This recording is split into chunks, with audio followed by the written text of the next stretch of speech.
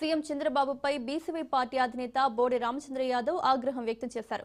దశాబ్దాలుగా అణచివేతకు గురవుతున్న బీసీల ఆశలతో ఆకాంక్షలతో చెలగటమాడుతూ వారిని మరోసారి మోసగించేందుకు సీఎం చంద్రబాబు సిద్ధమయ్యారని తీవ్ర స్థాయిలో ధ్వజమెత్తారు.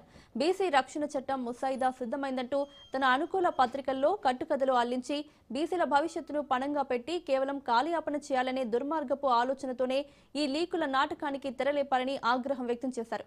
ఇది బీసీల ఆత్మగౌరవంపై చంద్రబాబు చేస్తున్న మరో దాడి అని ఆయన అభివర్ణించారు.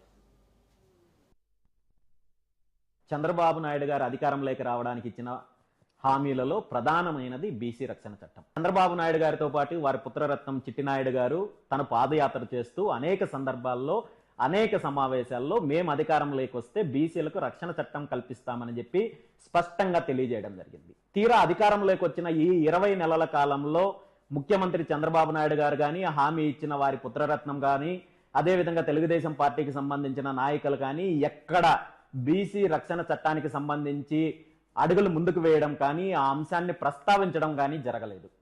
ఈ అంశానికి సంబంధించి బీసీవై పార్టీ గతంలో అనేక సందర్భాల్లో, అనేక సమావేశాల్లో, అనేక వేదికల పైన, అనేక చర్చా కార్యక్రమాల్లో ప్రస్తావించడం జరిగింది. ప్రభుత్వాన్ని డిమాండ్ చేయడం జరిగింది. బీసీలకు రక్షణ చట్టం కల్పించాల్సిన ఆవశ్యకత గురించి స్పష్టంగా తెలియజేయడం జరిగింది.